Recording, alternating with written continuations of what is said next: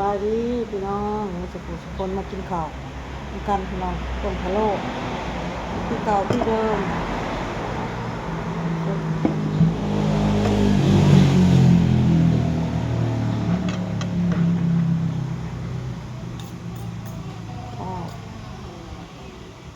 ต้มพะโล้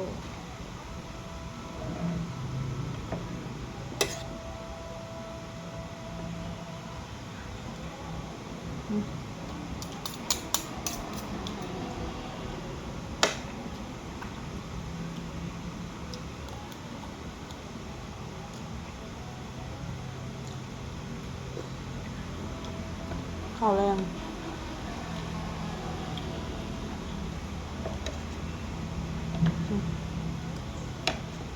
กินก่อน6 โมงพี่น้องใกล้6 โมงไปก็บ่ได้กิน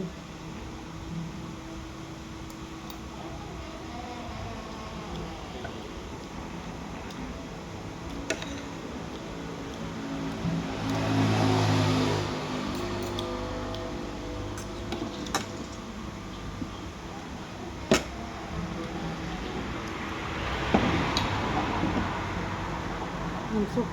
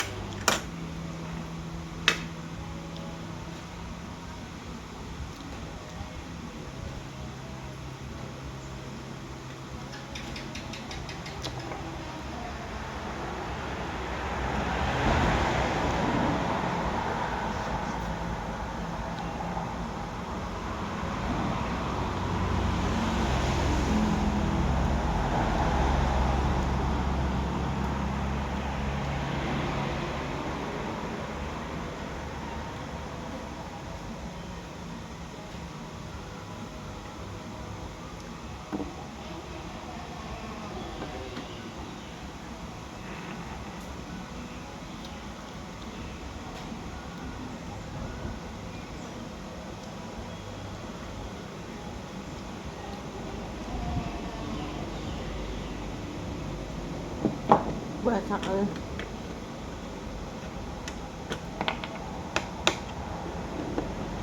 เบื่อทัก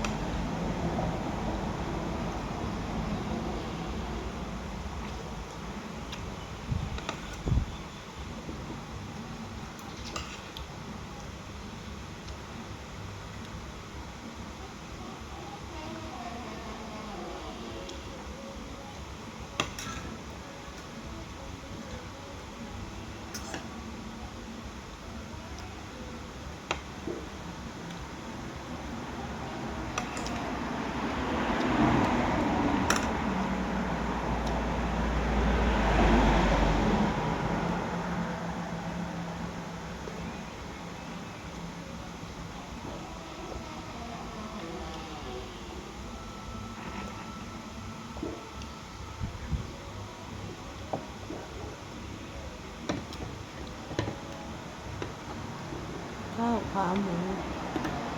ข้าวพะโล้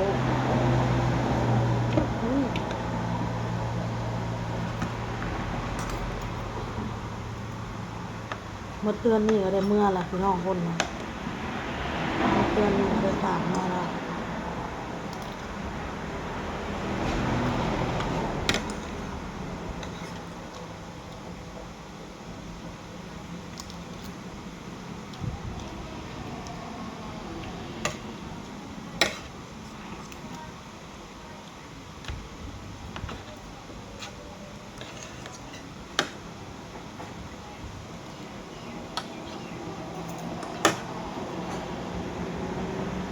แม่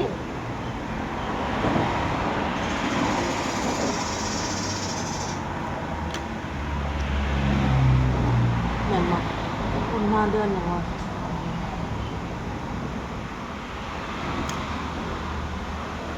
คนมาเดือนนี้เนาะพี่น้องเนาะ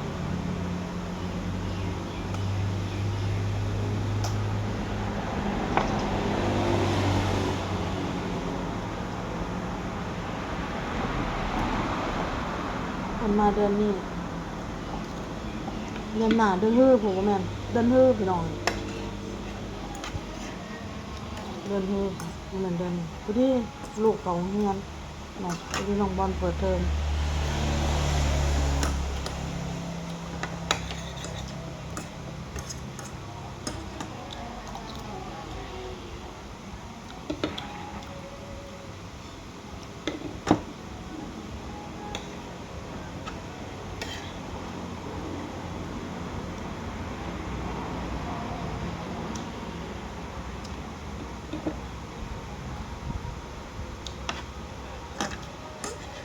ตอนเช้าก็กินประมาณ9:00 น 10:00 นตอนแรกเฮากินข้าวประมาณ 4-5 โมงครับเลิกงานเฮาก็บ่ได้กิน